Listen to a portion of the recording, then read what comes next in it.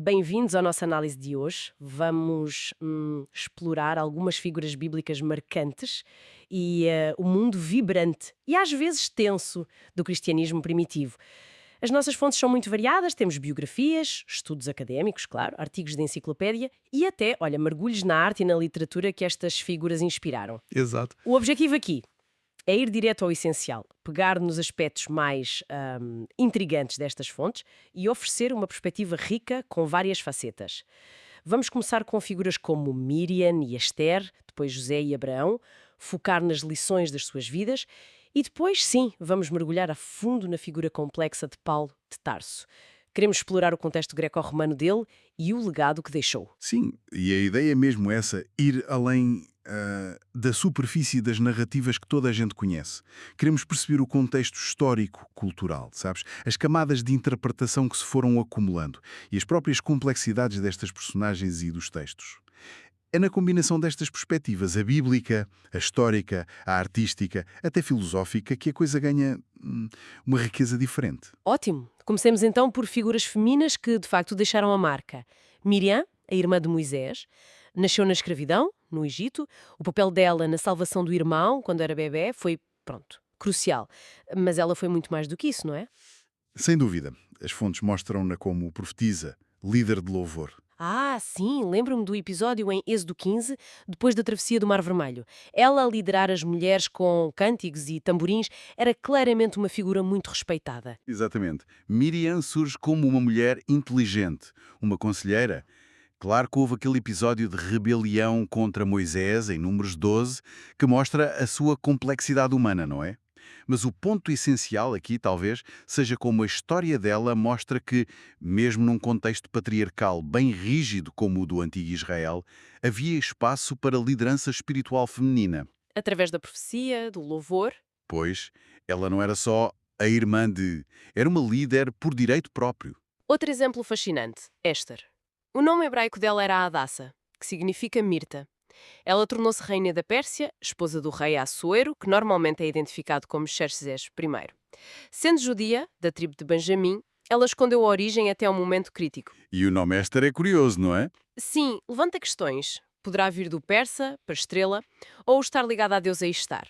Fica no ar. A história de Esther é, de fato, um exemplo poderoso de coragem e de agência em circunstâncias, uau, extraordinárias. O que me parece fundamental é como ela usa a posição estratégica que tem. Não é por benefício próprio, mas para interceder e salvar o seu povo de um genocídio iminente. Exato. Mostra como a influência pode ser exercida com inteligência, com diplomacia e uma coragem calculada, mesmo dentro das limitações impostas às mulheres na altura. É uma narrativa sobre identidade escondida e revelada no momento certo, com consequências enormes. Ok. Passando agora para figuras masculinas e os temas da fé, da resiliência. A história de José do Egito é um clássico, vendido como escravo pelos próprios irmãos aos 17 anos. Parecia que estava tudo perdido para ele, mas a trajetória dele ensina tanto. Usou os dons que tinha, interpretação de sonhos, uma grande capacidade administrativa, mesmo nas piores situações, como quando estava preso injustamente, manteve a fé, serviu com humildade onde estava. E essa trajetória culmina de forma bem impressionante. Ele ascende a primeiro-ministro do Egito, a segunda figura mais poderosa do império. O ponto central para mim é como a história de José reformula a ideia de adversidade. Não é só algo a suportar, percebes? Pode ser vista teologicamente como uma forma de preparação divina. Preparação. Sim. As competências que ele desenvolveu na dificuldade a administrar a casa de Potifar, organizar a prisão, tornaram-se cruciais para o papel que ele teve depois, salvar não só o Egito, mas a própria família da fome. É um arco narrativo sobre propósito descoberto através do sofrimento e da fidelidade, claro. E por falar em fé e propósitos, chegamos a Abraão. As fontes mencionam momentos tocantes, como Deus a confortar Agar e Ismael no deserto, depois de serem expulsos, Gênesis 16 e 21, não é? Isto sublinha uma atenção divina mesmo na solidão, na rejeição. A fé de Abraão é vista como um modelo de confiança, de obediência a Deus. Mas há nuances interessantes nas fontes. Pois há. Uma delas inclui um comentário anónimo que desafia aquele título comum de pai da fé. Sim, essa é uma distinção teológica subtil, mas importante. O comentário argumenta que, estritamente falando, Cristo seria o autor e consumador da fé. Abraão, então, seria mais precisamente o pai dos que creem. O pai na fé, quer dizer, um modelo primordial. O primeiro grande exemplo de alguém que confiou nas promessas de Deus antes da vinda de Cristo e da lei. Então não diminui Abraão. Não, de todo. Mas clarifica a posição dele na história da salvação e a centralidade de Cristo na teologia cristã. Levanta questões importantes sobre como usamos e interpretamos estes títulos fundacionais. Essa questão da interpretação, da precisão teológica que acabaste de mencionar, é fascinante e leva-nos diretamente a outra figura, cuja interpretação tem sido central, complexa e por vezes controversa, Paulo de Tarso. Temos imenso material sobre ele, então, ok, vamos lá desempacotar isto. As próprias origens dele já revelam uma identidade multifacetada. Ele descreve-se como judeu egimi, aneriaudaios, nascido em Tarso da Cilícia. E Tarso, bem, Tarso não era uma cidade qualquer. Era um importante centro cultural grego, uma cidade helenizada com autonomia na época imperial. E Paulo era também cidadão romano de nascença, o que lhe dava direitos e privilégios significativos. Além disso, era poliglota, falava o grego comum, o koiné, o aramaico e muito provavelmente percebia ou falava latim. Esta combinação de identidade judaica, helenística, romana é absolutamente crucial para entender a vida e a missão dele. Clássicos diretamente nas cartas. Ele usa técnicas e tópicos que são basicamente argumentos ou temas comuns na retórica da época, adaptando-os à sua mensagem. É quase como um tradutor cultural, não é?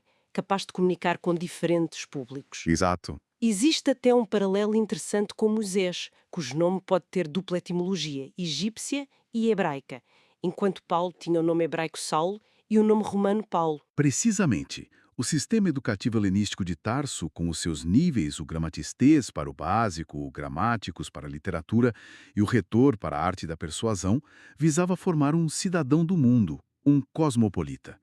Essa formação moldou profundamente a capacidade dele de argumentar, de estruturar o pensamento e de se dirigir tanto às sinagogas judaicas como a públicos gentios nos centros urbanos do Império Romano.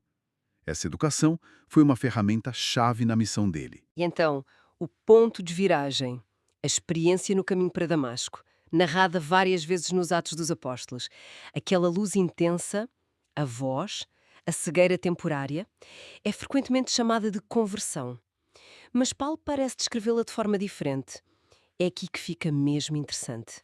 Na Epístola aos Gálatas, ele fala de uma apocalipsis, uma revelação direta de Jesus Cristo. Para ele não foi tanto uma mudança de religião, ele continuou a ver-se dentro da história de Israel, mas uma reorientação radical. Uma reorientação da fé e da vocação dele. De perseguidor a apóstolo dos gentios. Exato. E, aliás, Paulo é quem mais usa este vocabulário de revelação no Novo Testamento. E a análise da cegueira temporária também é muito rica. Pode ser vista à luz de paralelos antigos, onde a cegueira surge como punição divina temporária. Pensa em figuras míticas como Tirésias ou bíblicas como Zacarias. Mas também ressoa com a tradição judaica da provação do justo, como no livro da Tobit. Seja qual for a lente, essa experiência marca uma ruptura total com o passado dele. E impulsiona-o para a missão aos gentios. Exatamente. Criando inevitavelmente uma tensão com a lei judaica tradicional e estabelecendo a base para a teologia dele, da nova aliança em Cristo, centrada na graça e na fé. Um termo depreciativo, tipo apanhador de sementes ou tagarela superficial, mostra o ceticismo dos filósofos atenienses. Teve poucos convertidos lá. Sim, a Tirãs foi um desafio intelectual. Já em Corinto, que era uma cidade portuária, cosmopolita, talvez mais pragmática, ele ficou lá 18 meses. Trabalhou com as próprias mãos como fazedor de tendas, provavelmente artigos de cor. Fundou uma comunidade cristã significativa, embora também com conflitos. Aí debateu com opositores judeus perante o procônsul Gálio, irmão do filósofo Séneca. Um episódio que revela bem a interação entre as primeiras comunidades cristãs e a administração romana. E a viagem final para Roma, depois de apelar a César como cidadão romano, é narrada com um detalhe quase de filme nos Atos dos Apóstolos, incluindo aquele naufrágio vívido. Faz lembrar as grandes epopeias de viagens, tipo a Odisseia. Pois faz. Mas estas viagens não eram só aventura, claro. Envolviam um perigo real, acusações graves. Em Jerusalém, foi acusado de profanar o templo ao levar gentios para áreas proibidas. Noutras cidades, de minar a lei judaica ou perturbar a ordem pública. E estas acusações inserem-se num contexto legal e religioso complexo. Em Filipos, por exemplo, ele e Silas foram açoitados e presos depois de expulsarem um espírito de adivinhação de uma escrava. O texto grego usa a palavra pithona, ligando ao culto de Apolo Pítio em Delfos. Em Atenas e Corinto, a acusação era de introduzir xenon daimonion, ou seja, divindades estrangeiras, o que nos remete ao conceito grego de asbia, impiedade. Pode explicar um bocadinho melhor esse conceito de azebeia? Parece crucial para entender os riscos que o Paulo corria. Claro. A zebeia era uma acusação séria no mundo grego. Embora a definição fosse algo fluida, podia referir-se a ofensas contra os deuses da cidade, os rituais, os mortos, os pais, a pátria. Não era só ateísmo, como entendemos hoje, mas atos ou discursos que se considerava ameaçarem a ordem cósmica e social, que dependia da boa relação com os deuses, percebes? Houve processos famosos contra intelectuais como Anaxágoras, Protágoras e, claro, Sócrates, que envolveram acusações deste tipo. Embora cidades como Atenas tivessem alguma liberdade religiosa, perturbar a ordem pública ou desrespeitar os deuses protetores podia levar a punições severas. Então Paulo estava constantemente a navegar estas águas perigosas, entre a lei judaica, as sensibilidades religiosas pagãs e a autoridade romana. Exatamente. E o que é fascinante é como ele usava todas as suas ferramentas. A formação retórica para persuadir, o conhecimento das escrituras para argumentar com os judeus, a cidadania romana para se defender legalmente, como no caso perante Félix ou no apelo ao imperador, e a compreensão da mentalidade greco-romana para comunicar a mensagem dele de forma relevante.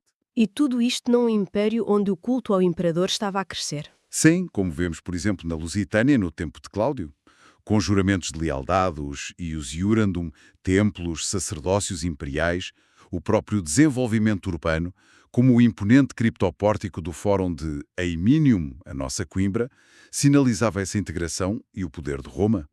Paulo operava neste caldeirão cultural, religioso, político. A identidade híbrida dele era a chave da sua capacidade de transitar entre estes mundos. O legado de Paulo, tal como a vida dele, está longe de ser simples, não é? A forma como ele e outros textos foram recebidos e reinterpretados ao longo do tempo é uma história em si. Temos, por exemplo, os chamados textos apócrifos, como os Acta Pauli et Teclae, os Atos de Paulo e Tecla. Conta lá um pouco sobre isso. Ah, sim, essa história de Tecla. É uma jovem aristocrata que ouve Paulo pregar, fica tão inspirada que recusa o noivado, enfrenta feras na arena que milagrosamente não a atacam, batiza-se a si mesma numa situação de perigo e, no fim, é comissionada pelo próprio Paulo a ensinar a palavra de Deus. Uma história e tanto. E como é que esse texto foi recebido? Foi imensamente popular no cristianismo primitivo, especialmente no Oriente, onde Tecla se tornou uma santa muito venerada. No Ocidente, a recepção foi mais morna, até crítica.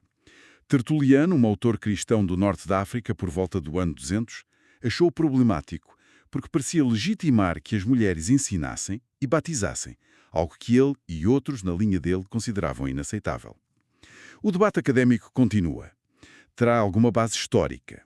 Ou é essencialmente um romance helenístico cristianizado, com temas típicos de amor renunciado, castidade, provações e salvação?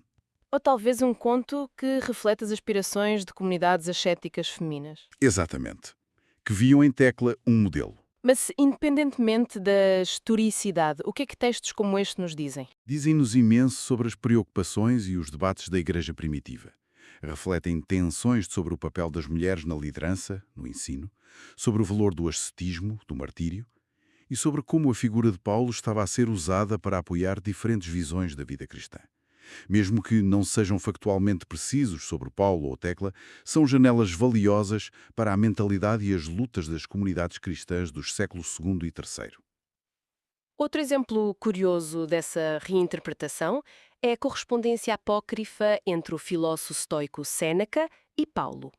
São 14 cartas, curtas, em latim, A primeira menção conhecida é de Jerónimo, no final do século IV. Ele ficou tão impressionado que incluiu Séneca, um pagão, no catálogo de homens ilustres cristãos. É uma história fascinante. Essa, Agostinho, contemporâneo de Jerónimo, e que conhecia bem a obra de Séneca, nunca menciona estas cartas. Aliás, Agostinho criticava a visão que ele atribuía a Séneca da religião como um mero instrumentum regni. Uma ferramenta para controlar o povo. Exato. A autenticidade das cartas foi questionada desde cedo. Erasmo, no Renascimento, achou o estilo frígido ou inepto e o conteúdo pouco profundo, sem a força do pensamento de Paulo ou sequer de Séneca. Hoje, a maioria dos estudiosos considera-as uma falsificação, provavelmente do século IV. E a lenda de que Séneca se teria convertido secretamente ao cristianismo só surgiu muito mais tarde, no humanismo. Mas mesmo sendo falsas, qual o interesse destas cartas Séneca-Paulo? Por que é forjá-las? Provavelmente pelo desejo de criar uma ponte entre o cristianismo e a respeitada filosofia estoica. Havia pontos de contacto aparentes na ética, ênfase na virtude, autocontrolo, indiferença às coisas externas. E até em certas ideias sobre Deus. Séneca fala de um Deus interior, habitat Deus, na Epístola 41, o que podia soar familiar aos cristãos. Forjar estas cartas seria uma forma de dar prestígio intelectual ao cristianismo. Mostrar que até o grande Séneca reconhecia a sabedoria de Paulo. Precisamente. No entanto, as diferenças filosóficas e teológicas eram profundas. A visão da alma após a morte, o fatalismo estoico versus a providência e o livre-arbítrio cristãos, etc. As cartas são mais um testemunho das tentativas de diálogo e também de demarcação entre o cristianismo e a cultura greco-romana. A presença de Paulo não se limita a textos antigos, claro. Ele marcou profundamente a arte e a literatura ocidentais. Na arte medieval portuguesa, por exemplo, a figura dele é omnipresente. Sim, ele aparece frequentemente no chamado Colégio Apostólico, geralmente ao lado de Pedro, a flanquear a figura de Cristo. Vemos isso em reconstituições de peças importantes, como o frontal de altar românico de Coimbra, infelizmente perdido, mas comparável a outros em Santiago de Compostela e Rivas de Sil. No túmulo gótico da Rainha Santa Isabel em Coimbra, por volta de 1330, e nos portais de grandes catedrais e mosteiros, como a Sé de Évora, o Mosteiro da Batalha, a Matriz de Viana do Castelo. E por que essa reeminência toda? Está muitas vezes ligada à reforma gregoriana, nos séculos XI, XII, que procurou reafirmar a autoridade da Igreja regressando aos ideais e figuras dos tempos apostólicos. Paulo, juntamente com Pedro, simboliza essa fundação apostólica. E na literatura de língua portuguesa, o impacto também é notável. O padre António Vieira, no século XVII, mestre da prosa barroca, apoia-se constantemente nos escritos de Paulo. Por exemplo, na obra monumental e inacabada dele, A Clavius Profetarum, Chave dos Profetas, ele dedica secções enormes a comentar a Epístola aos Romanos. Usa Paulo para debater temas centrais como a graça divina, o conhecimento de Deus, o destino de Portugal. Vieira via em Paulo uma fonte inesgotável de argumentação teológica e de inspiração profética. Séculos mais tarde, já no século XX, temos uma abordagem completamente diferente com Teixeira de Pascoais e a sua biografia São Paulo, de 1934. É uma obra muito pessoal, quase lírica, descrita como desalinhada. Pascoais não procura um rigor histórico estrito, sabes? Em vez disso, usa a figura de Paulo e o confronto entre o cristianismo primitivo e o Império Romano como uma grande metáfora para pensar a modernidade, a crise espiritual do seu tempo, a ameaça da técnica desumanizadora. Ele chega a identificar Paulo com Tolstói e até consigo mesmo. É uma reinterpretação, bem, radical. E essa obra de Pascoais teve reconhecimento? Curiosamente, teve mais impacto inicial e foi mais debatida na Europa Central, Alemanha, Áustria, do que em Portugal na altura. Mas ambos os exemplos, Vieira e Pascoais, mostram algo fundamental: a contínua vitalidade e relevância de Paulo. Ele não é apenas uma figura histórica, torna-se um interlocutor, uma fonte de autoridade ou um símbolo através do qual diferentes épocas pensam as suas próprias questões. Na arte medieval, ele solidifica a autoridade da Igreja. Exato. Em Vieira, fundamenta a teologia e a visão profética. Em Pascoais, encarna a tensão entre espírito e matéria na era tecnológica. Pronto. Então, resumindo um pouco tudo isto, esta análise profunda revela, por um lado, a diversidade de experiências e lições das figuras bíblicas iniciais. A liderança de Miriam, a coragem de Esther, a resiliência de José. Por outro lado, desvendamos a extraordinária complexidade de Paulo de Tarso. A identidade híbrida dele, que lhe permitiu navegar mundos distintos, a sua missão transformadora no império em plena efervescência cultural e religiosa. E, crucialmente, vimos como estas figuras e as suas histórias nunca ficaram congeladas no tempo. Foram constantemente reinterpretadas, debatidas, visualizadas, desde os textos apócrifos que refletiam as lutas da Igreja primitiva, passando pela arte medieval que solidificava a sua autoridade, até à literatura moderna que os usa como espelho para as inquietações contemporâneas. Explorar estas fontes permite-nos ir além das simplificações e apreciar as tensões culturais, teológicas, pessoais, que moldaram estas vidas e o seu legado duradouro. A interação entre fé judaica, cultura helenística e poder romano foi, de facto, um caldeirão formativo decisivo. Deixa-nos talvez com uma reflexão para levar connosco. Vimos como figuras como Paulo tiveram de navegar identidades múltiplas e comunicar uma mensagem radical através de culturas e contextos muito diferentes do seu original. Vimos também como essa mensagem foi adaptada, reinterpretada por vezes de forma polémica ou inesperada, como nos apócrifos ou na obra de Pascoais. Pensando nos desafios atuais de comunicação num mundo globalizado, polarizado, que paralelos encontramos? Como podemos nós, hoje, comunicar ideias que consideramos profundas ou importantes, mantendo a fidelidade à sua essência, mas tornando-as compreensíveis e relevantes para audiências diversas, através das barreiras do tempo, da cultura, da ideologia? Uma questão que certamente merece continuar a ser pensada.